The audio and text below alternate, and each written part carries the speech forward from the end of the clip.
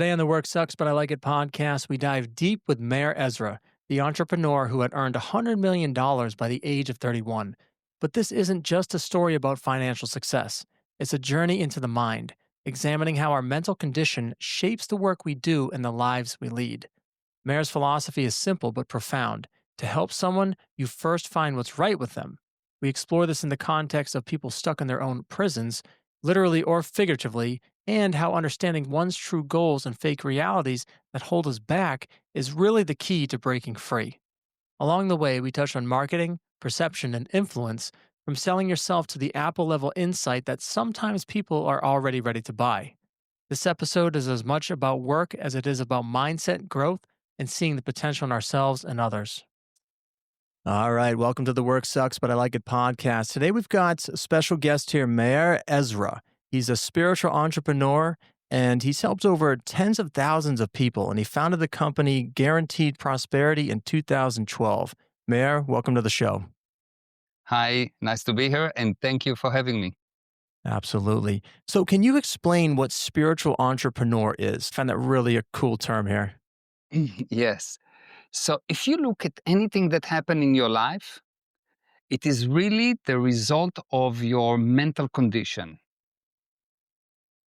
So if you really want to be successful as a businessman, you need to handle your mental condition. Before all the mechanics, before all the everything. I guess, Meir, can you differentiate between the two terms of spirituality and religion for the audience here? When we talk about spirituality, what are you referring to when we say spirituality? Okay. So the physical universe is composed of two, plus and minus, force and counterforce. Actually, the smallest number in this universe is 2. You cannot find one. For every plus, there is minus. For big, there is small.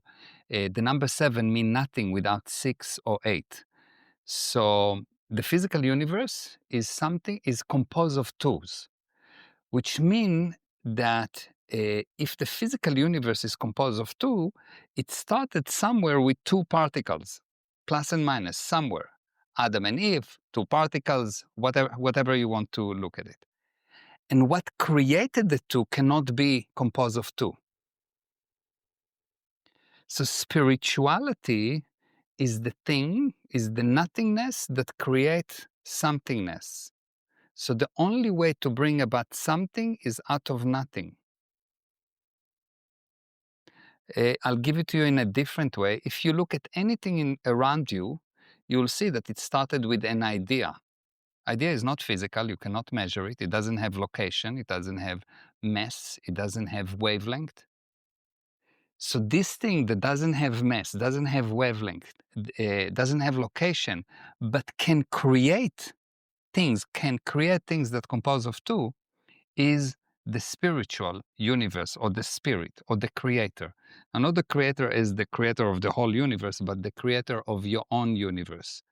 The creator of the whole universe is probably God or the supreme being, or whatever you want to call it. But you definitely create your own universe, because me and you can look exactly at the same thing and we will have totally different viewpoint. Totally, like not even close. You take 2 people, they give them the same company. The one person is in a good spiritual condition and the other person is not. And you will see that the result will be not even close in terms of what each one will bring about. So I like your kind of logical approach to this with the kind of positive and sort of nothing. When you see, someone you're working with, what's your thought process when you use that lens of spirituality when you work with them? Like, how do you build them up to see if they're spiritual or not in their work? So first of all, everyone is a spirit and you have a body, okay? And the interesting thing is that the spirit is perfect. So when I look at the person, I have a very 100% certainty that he is perfect, and anything that is not perfect is not him. And the only mistake that you can make is that you confuse the person with the physical universe. What do I mean?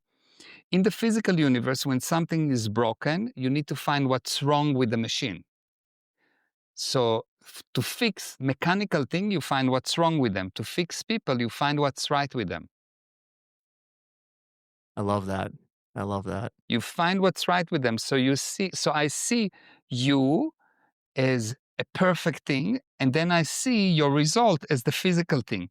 The physical thing we can fix from here to eternity, but I know for sure that regardless of what your results are, your intentions are good. I worked with more than 5,000. I worked in all the Israeli prisons, other than the political one, but all the normal criminal prisons in Israel. I helped to release more than 5,000 people from the jail. And in 5 years, only one lady came back, which means a recidivism rate of basically zero, where the normal recidivism rate is 70% will come back to jail within 3 months. 70% of the people that get released from jail go back throughout the world within 3 months. And why we managed to get such an amazing results is because we didn't try to fix the being is already perfect. So I can validate him. I can find what's right with him and what's right with him and what's right with him. And I knew that when the results are not right, it is something that he misunderstand or he's trying to do well, but he doesn't have the knowledge or the technology. I'll give you a beautiful a personal example, okay? My son was about, I don't know, 3, 4, 5, some young, very young, like baby, yes? 3, 4, 5. And my daughter was 2 years older, so she was 6 or 7. Now, my daughter have a very, very, very curly hair. And one day I come home and he's crying and she's crying, and my wife said, "They are your children," and she left. And I'm staying with these two angels that really are really upset. So I get both of them to relax, and then I sit with my son, Neo, and I say, "What's happened?" And he says, "Hadar is mean to me." So, okay, fine. And I go to my daughter, "What's happened?" And he said, "Neo is mean to me." I said, how is he mean to you? He said, "He pulls my hair." I said, "Okay, fine, I understand." I go to my son and I said, "Look, Neo, I know for sure, 100% that you're trying to help Hadar. How are you trying to help her?" So he looked at me and he thinks that he looked at me like I'm an alien or some stupid person. And he says, "What do you mean? Of course." I said, Of course what?" He said, "Of course." I said, "I don't understand. Explain to me." And he said, "Of course." I said, What of course?" And he says, "Look, she's trying to straighten her hair all the time, yes? And I'm helping her to straighten the hair. And instead of telling me thank you, she's saying that I'm mean to her." So his intention was to help her to straighten the hair because she used to iron her hair. She wanted straight hair. Okay, I got it. So the intention is good. The action is really not. So I said, "Okay, fine, not a problem. Let's take a piece of hair." I asked her to cut a piece of hair. We cut a piece of hair. And I showed him that we can pull it and pull it, it will not straighten. And he said, "Wow, it's wow." He was like really surprised because he was sure that because he pull it, he sees that it's straight and she runs away. He doesn't see that it goes back to be curly. And I said, "Okay, there are only few ways to straighten hair. Number one is to dry it in a certain way." And I showed him how. Second is to use an iron, which you see that Hadar is using. And the third one is by chemicals. And we've tried different things and we showed him and da da da. And he was like, first of all, amazed. He didn't know. And second, most importantly, it never happened again. Hmm. Why is that? What do you attribute that to? Was it their intention that they realized or just the difference No, in the intention was good, but the knowledge gotcha? was missing. The intention is always good, whatever you do, even if you commit a sin and you look that you committed the sin later on, when you look at that and you say, I don't know why I've did it. It's not me. It's actually not you. It's something else. There's a whole mechanism that can kick in and mess up the spirit intention. Cool. So when you work with entrepreneurs, how do you I guess you're saying that the intention you assume is always good and therefore you're assessing their actions to be able to work with That's them? correct. Yeah, to Okay. find out where is the misunderstanding. Why? Because income is the result only of control. Now I'll have a look. Income is the result only of control. Income is not just money, is what you want to have. What is your expected result?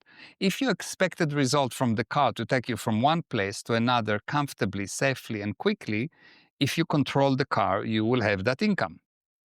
If your income is to have children that love you, so if you have control over the children, which means you don't, you teach them and you don't let them go into crazy ideas, and you really help them to understand, you will see that you'll have beautiful kids. I have 3 kids; they never went through this teenager craziness. My son is 32, and he still jump on me and kiss me every time he sees me. So yeah, and my daughter the same, and the other son the same. So it's you. If you want to control, if you don't control your thoughts, you will have a crazy night. You will not be able to sleep. You will have crazy days because you cannot control your thoughts. Now, how do you get into control? You control only those things that you understand, only those things you have knowledge about. If people did not understand the physics, so they had superstition. Superstition is when people do not actually have the actual knowledge, they use superstition to explain the lack of control. Science, actually, the purpose of science, science was born in order to eradicate superstition.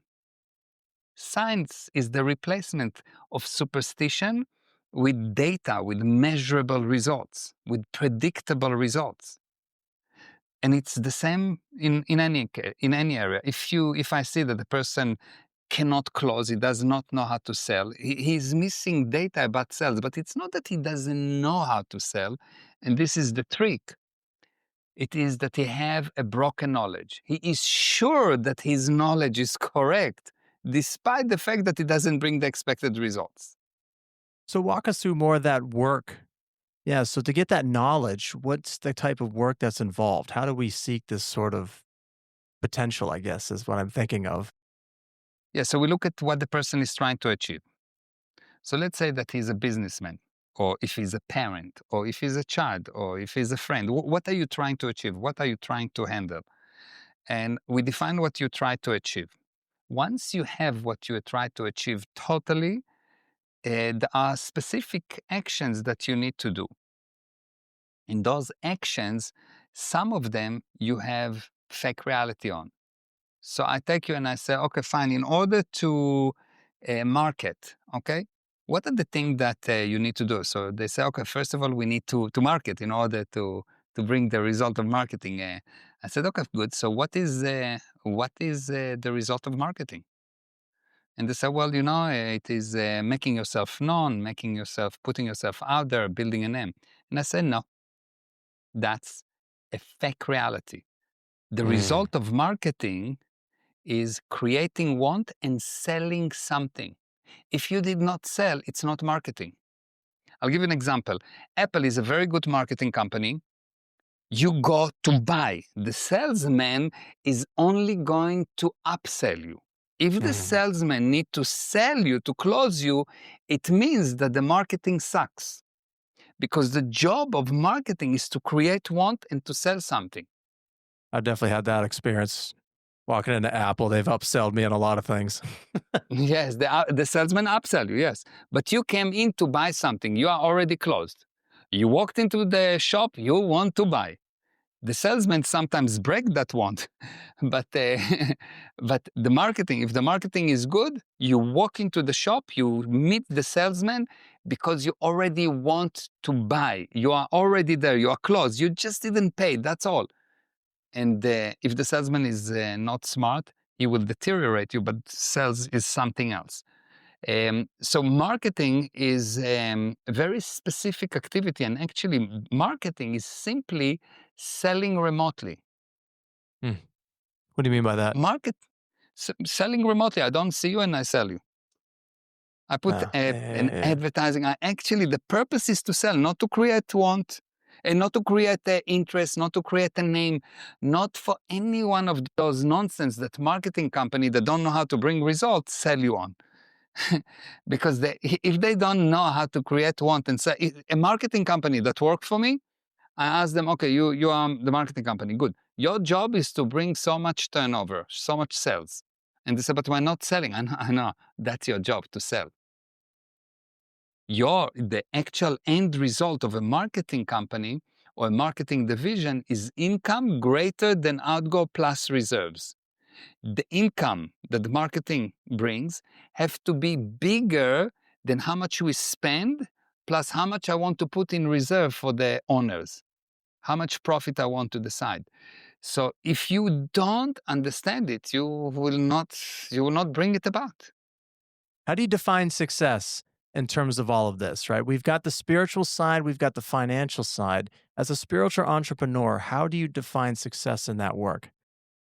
Success, my definition, is the sum of all validated improvements. So you have your failure, and you have an improvement, and one day, oh, I know, I'm successful. It's just the sum, the number, not the quality, the sum of validated improvements. If you understand that, you'll see that most of the people look all day long at what's wrong. This is wrong, and this is wrong, and this is wrong, and this is wrong. I put zero attention on what's wrong, and I put 99% attention on the improvements. The only thing that interesting me is there improvement. I want to create that flow of improvement, this inertia of improvement. And if you look at the direction of minus, you'll get inertia towards minus. This is wrong, and this is wrong, and this is wrong, and this is wrong. And if you get inertia towards improvement, you'll get this is right, and this is right, and this is right, and this is right. And one day you'll decide, you know what, I didn't notice, but I'm successful. How do you help people calibrate where they are in sort of the spectrum of validated improvements and what I'll say, what you called fake reality? How do I know where I am on that sort of spectrum? How do I do a self check to know that I'm making progress? Yeah.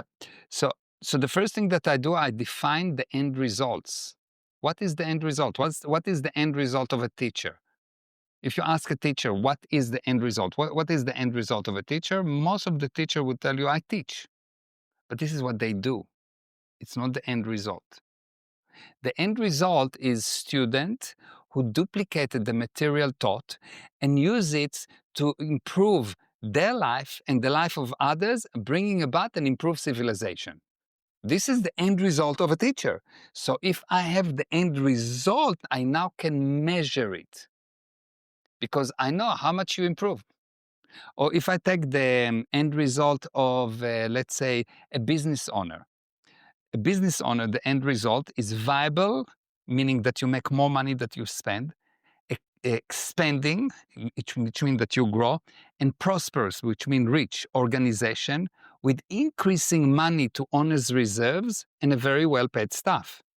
This is the end result of a business owner. And if he doesn't know that, he will not check if he's viable. So every day, I have a dashboard that I check the numbers. I check today versus yesterday, how viable I am. Which means I take all the money that I owe versus all the money that I have and all the asset. Am I viable, yes or not? Do I expand? Which means, how do I expand in this specific company?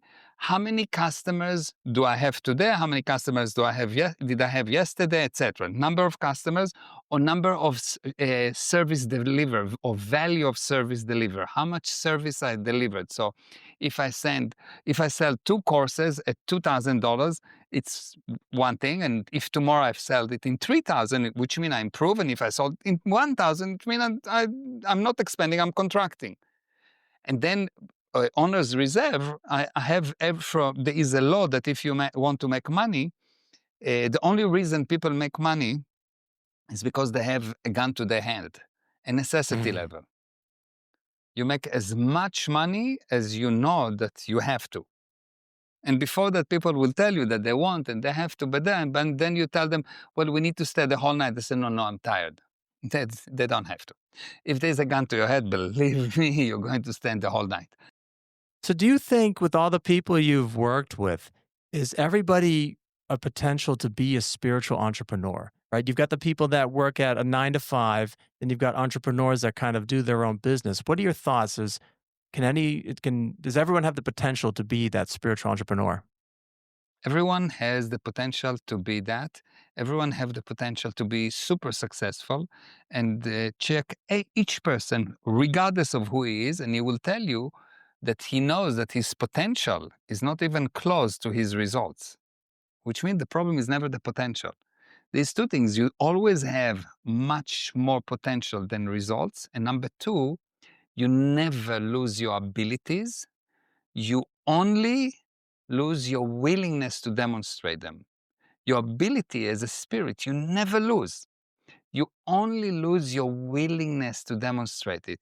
In the physical universe, it's a kind of, if you go to the gym and then you didn't go to the gym for 6 months, you see the muscles remember, you will recover very quickly the strength, yes? So that's in the physical universe. But spiritually, you never lose your abilities, which is amazing, which means you have the potential, and I'll tell you a story within a second, you have the potential to know everything. And I'll give you a story. I was 3 years old, and this is a true story. My family keep on telling it, although I don't remember all of it, but I remember some of it, but I'll tell you as they saying it. So I was 3 years old, and one Saturday I wake up and the radio did not work. Now, this was very, like, I'm talking about the 60s, yes? So I got to the radio, opened the back of the radio, 3 years old. Take this cardboard cover, they had this cardboard with holes. I take the cover out, take a vacuum tube out, go to my dad, wake him up, and tell him, Daddy, we need to replace this vacuum tube. He looks at me half asleep and he says, What? I said, we need to replace this vacuum tube from the radio. He said, how do you know it's this vacuum tube and not any one of the other 12, 15? I said, how do you know your name? When you know, you know.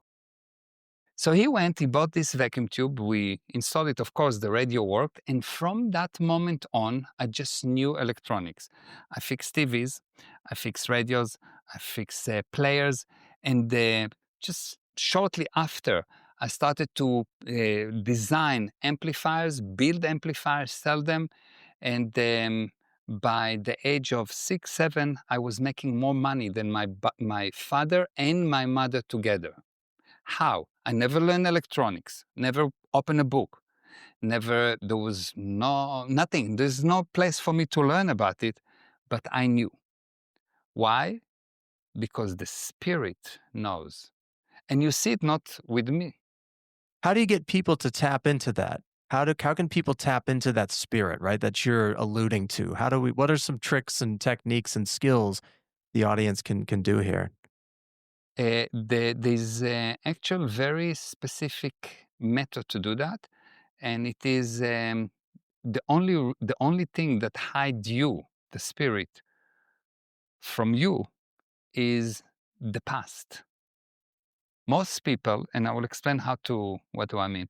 Most people consider that insanity is doing the same thing over and over and expecting different results. I'm sure you heard about it. I say it's nonsense. This is the definition of tenacity. I like that spin. Tenacity, I'm going again and again and again and expecting different results. That's tenacity. Insanity is attention stuck in the past. Attention stuck in the past. Something happened in the past, and whatever you see now, you compare it to the past. You compare it to the past. You compare it to the past. The past tells you what to do, which means that before you release yourself from this past, you will never progress, because it's like going forward and looking backward. You'll have a lot of accidents. Yes, and that's what happened to most people. And the way to remove the past is to take those key incidents from the past and to find the truth about them. Why the truth? What is the definition of the word truth? Truth is the original. Truth is something without a change. If I tell you something and I didn't tell you the exact time or the exact place or the exact form or the exact event, I'm lying to you. Yes, if I say that we started the call 3 hours ago, I'm lying to you because the time is incorrect. If I said that we didn't talk, we were just quiet, it's not what actually happened. Yes, so this is not truth. So the truth is the moment of creation, and so truth has no continuation. Because if it's continued, the change, we have a change of time, we have a change of place because the planet is moving and the atom is moving and everything is moving. There's a change of form, the temperature change, me, where I am in relationship to other things change, everything change. So you will see that for something to continue, it has to contain a change. So if you have a problem, it is a problem as long as you did not find the truth about the problem. The moment that you find the truth, this is what someone tell you have a problem with sales, and you have a problem with sales, and you have a problem with sales, and you don't know about the lie that someone goes behind your back and says, no, this guy is really is a cheater. Don't buy from him. Don't buy from him. Once you find it, of course I couldn't close him. I was at the better price, better product, better everything, but he didn't close because this guy was talking behind my back and I didn't know the truth. Once I found it, boom, the problem is gone. Now I can do something about it. So the Oh, truth okay. has no continuation. Once you really get that, the truth has no continuation, you'll see that anything that continue, anything that is not new, anything that is not an idea that you bring something out of nothing is actually a problem. It's actually something that will give you a problem. So you'll see that most people have one viewpoint, just one viewpoint. But to see the whole picture, you need 8 billion viewpoints. And the more you try to be right, the further you are from the truth. Mm. The more you try to be right, the further you are from the truth. And this is quite difficult for people to understand that the only way to expand, the only way to create is actually have all viewpoints. I like that a Being lot. willing to experience all viewpoints, all viewpoints. If I cannot experience, if I cannot totally have the viewpoint of an enemy, I'm going to lose within a week, within a year, within a lifetime. I will lose.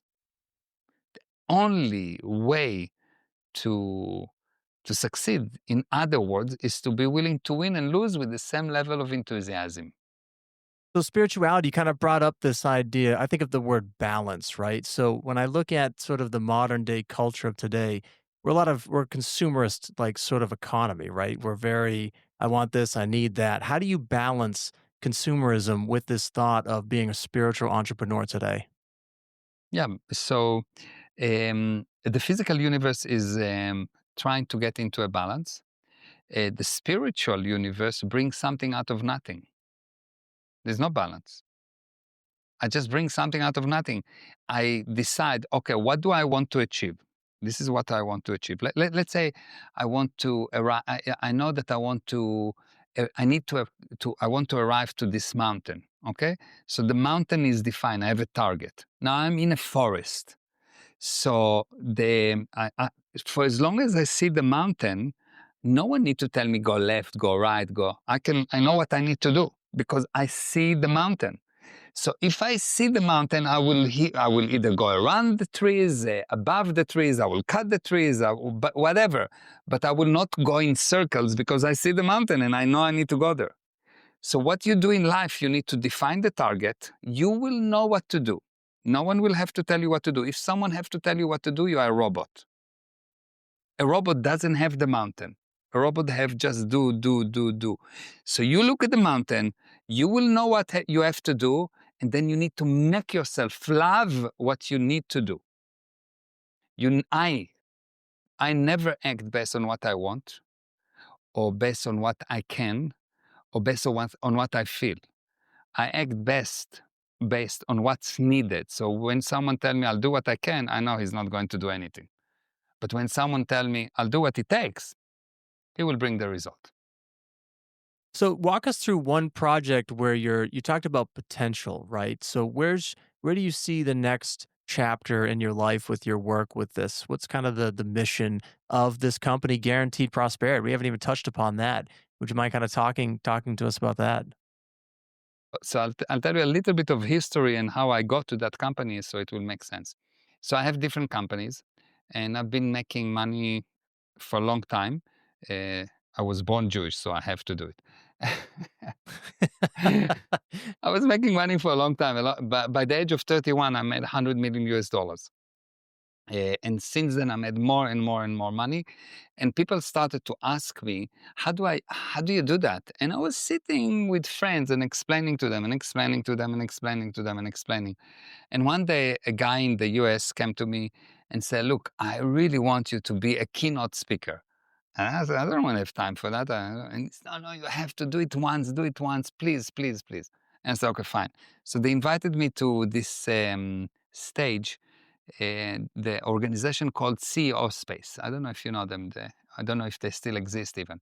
So it's a big organization of CEOs, and they invited me. So I was talking in front of a few hundred people in Vegas, and in Lake Vegas actually, and and it was amazing, super successful. Everyone wanted to sign up, and which was amazing, but it was a disaster for me because I didn't mean that there will be a continuation. So before I knew it, I had to hire people to help me I built the company before I knew it. It just happened. And then I met another guy that asked me to be a speaker for him. And it just happened. People Yeah. need a lot of help. And I realized that most people, when they teach, they teach mechanical things. So it's like taking a pill. Okay, the pain maybe will go for a second, but the problem will come back. So the mechanical things that people teach is useless if you did not fix the source, and the source is your spiritual condition. If you are still afraid and you don't know what fear is, so you will be afraid. I'll teach you how to sell, but you're still afraid, so you'll not go to the client. Okay, so I train you and I give you drugs and you are drunk and you go to the client. But it's a short-term solution.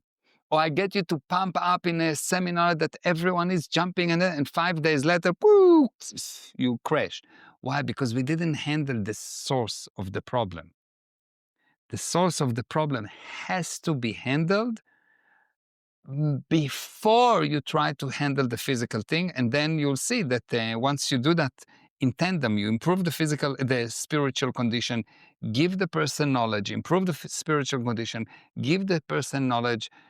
Before you know, he improve all areas of his life. And this is the beautiful thing, that a person is composed of many things. He's composed of himself, his possessions, he's part of his family, he's part of a group or groups, he's part of mankind, he's part of life forms, he's part of the physical universe, even part of God. And if you'll see that the condition of the area, that the lowest condition will define the rest of his life. So if you find what is the lowest condition and you improve that, all his life automatically expand because the potential is there. You're just releasing the handbrake. That's all. And it's beautiful to watch. And he is happy, and I'm at least as happy as him. So on this show, I like to say that, success is not a matter of good luck, it's good skills. So what is a skill, aside from what we've been talking about developing the spiritual entrepreneur, what do you recommend to entrepreneurs just starting out? What skills should they be working on? Okay, I will give you something that it's very simple. I've teach it for a lot of people. It takes them it's very, very extremely simple. It takes them between 1 to 2 or 3 years to really realize what it is, to cognite, but there's always a beginning.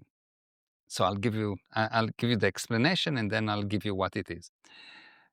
So in order for me to transfer any kind of idea to you, any knowledge to you, or any concept to you, I usually use sentences, number of sentences. Also, music is composed of sentences. Also, art is composed of sentences. So, assuming that my sentences make sense, if you understood all my sentences, you'll understand the concept. Makes sense, yes? which means that if you did not understand a concept, or if something is difficult, or if you cannot apply the concept, you misunderstood one or more sentence. It's really simple. So if you understood all the sentences, you'll understand the concept, and if it's explained correctly, you will be able even to apply it. Now, sentences are composed only of words and symbols, which means that if you did not understand a sentence, the only reason you did not understand a sentence is not your IQ, not how clever you are, not which religion you are, not nothing. It is only because you did not understand, or you misunderstand a word or a symbol. Now, why is it so important?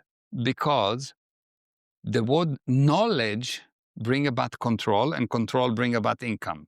The word knowledge, my definition of the word knowledge is the sum of all the words and symbols that you have the correct definition for. So if I tell you, I'd like to handle your chakachuka tomorrow, I need to handle my chakachuka. You don't know what I'm talking about, yes? It's nonsense, yes? But if I tell you I need to handle my fear, if I tell you I need to handle my fear, you think that you know what I'm talking about, but you don't, because you don't have the definition of the word fear, and not you, any person. 70% of what people say they don't understand, and 80% of what they hear they don't actually have definition for. Now, how do you know if you have the correct definition for something? The correct definition will contain the handling of all the problems related to that word. So the word fear is just a state of imperception, is an unwillingness to communicate. When you're afraid, you're not willing to look at something, yes? But if you will start to look at that, you'll see that the fear will go down and the control will go up. Superstition was unwillingness to look. Science came and said, no, we're going to look. Of course we can understand. So fear is just an unwillingness to communicate. It's just an unwillingness to confront. So anything that you're afraid of probably do not exist, because you don't perceive, you don't look, you don't see it, you're not in communication with it. So what you're afraid of probably do not exist. So if I'm willing to do a deal with every person, that if I will give him a cent for every second he was afraid and nothing happened, and he will become a billionaire. Yes, because this most people all the time afraid and afraid and afraid, are not willing to communicate, I'm not willing to communicate, I'm not willing to communicate. How they're not willing to communicate? Either they're running away from it, they're ignoring it, they're criticizing it, they find fault with it. All of that is just method of not communicating, which means being in fear. And the more you're in fear, the less result you will have, because you cannot control what you're afraid of. So let's build upon fear a little bit, because when you mentioned fear, I thought one instance, an example of fear is FOMO, right? Fear of missing out. And sometimes I think with entrepreneur work, there's this sort of like dream of owning your own business and things like that. And I guess talk to us about like intentions with FOMO, if you will. Like if people are really doing entrepreneur work because they want to do it, or because they're afraid of missing out if they don't do it. Yeah. So if you're afraid of missing out, it is only because you fail to look at what you want to get. Because if you want to get something very specific, I know I'm going to get something specific, and I know, because I'm not a robot, I know what I need to do for it, and I will make myself fall in love with it. So I will not have a fear of missing out, because I'm in the road to achieving it. But when you don't have a specific end result in mind, what happened? You see the next shiny thing, and you go to here, and you want that, and you see another thing. Oh, I don't want to miss that, and you do, and you will get nowhere, because someone tells you what to do. If someone tells you what to do, you are a robot, and robots are not successful. Robots are a piece of metal. You have to be able to define what you want to achieve, decide what you're going to do, and make yourself fall in love with it. You make yourself love it. So I love your distinction between we're not a robot. So what are your thoughts then of phone and technology? How do you balance that with using it to find, I guess, your true spiritual self? Okay.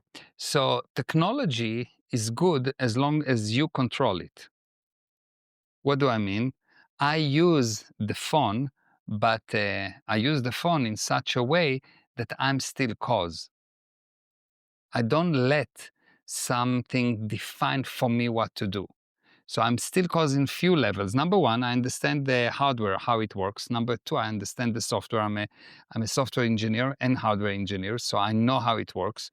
Number three, when something happen, anything that happen, I insist that I will first of all understand fully all the words and symbols of the subject, and so I become senior to the subject. Because let's say that I'm an accountant, okay? Uh, and every businessman has to have the knowledge of accounting at the level of a CPA, not less. Every businessman. And it's simple because accounting is the simplest thing in the universe. It's plus and minus. They don't even multiply. It's really simple. So they didn't get to multiplication or division. It's just plus and minus, left side and right side, debit and credit. That's all. That's the basic. Everything is simple. So, by the way, if it's not simple, it contains a lie.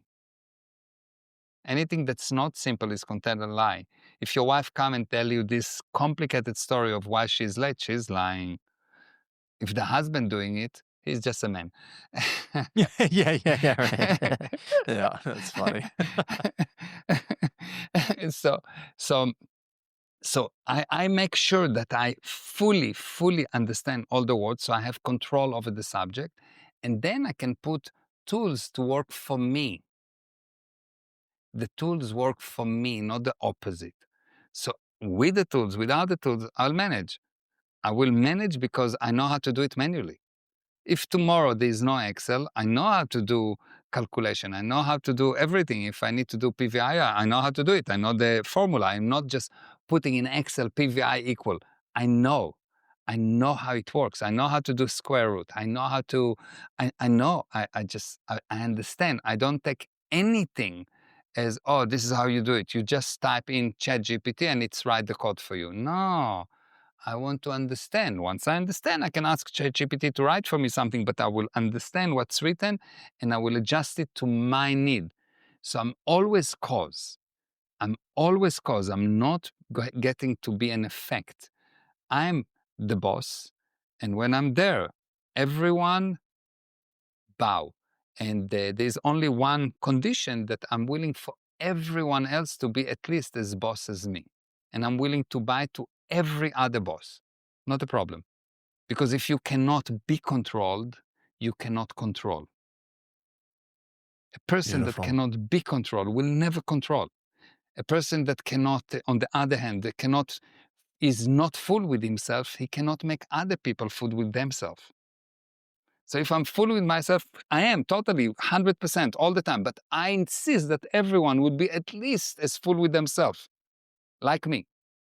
I insist, I demand it. I will never admit that someone is weak. No. Maybe he doesn't know, maybe he has something that's stopping, but we can remove him. But he himself, the spirit, the being, the creation of God, how can he be weak? How can he be less than Mhm. perfect? Regardless if you are religious or not. No, I love it. Now, if people want to reach out to you to work with you, what do you recommend? Where do you want to point them to for the audience here? So two areas.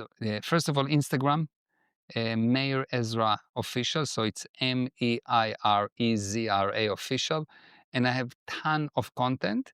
And most importantly, anyone that write to me, I always personally answer. I don't get someone to answer for me. I personally answer. That's number one. And second, they can go to the website gprosperity.com. There's ton of material, thousands of videos, a lot of free stuff. There's always someone that's willing to coach you for free. You can ask for coaching and you'll go into a coaching and someone will help you with your immediate problem. And if you want to continue with something, fine. And if not, it's also fine. So we really, the whole idea is we want to create 10,000 millionaires that became millionaires ethically. So we're teaching how to make money ethically. It's very easy to go and sell marijuana or sell drugs or cheat or lie or promise things that you cannot deliver. Easy. But you will not make money ethically, so the money will not be actually yours. You will not enjoy it. You will lose it. It will cause you problems more than good. Mayor, it's been a pleasure having you on the show today. Thank you. Thank you so much for your time. Appreciate it. Thank you. Thank you. And there's a wind that blows across the plains, and it sings. Mayor shared so many powerful takeaways in this episode, and for me, a few that stood out was success isn't about focusing on what's wrong. It's the number of validated improvements, as he says. I also love how he puts zero attention on mistakes and 99% on progress. It's also allowed me to reframe how I see something negative as more of a delta now, where are they at in their process, making progress. Everyone also has this potential to be a spiritual entrepreneur, and the challenge isn't losing ability, it's losing the willingness to demonstrate it. He also reminded us that insanity is living stuck in the past, while tenacity is about repeated action in the present. Another line I liked was the more you try to be right, the further you are from the truth. So remember, success is not about good luck, it's good skills. Today's skill lies in controlling the words we use today, as Mayer indicates, which he echoes a favorite aerospace saying of mine: say what you do what you say. And with that, thanks for tuning in, and we'll catch you in the next episode.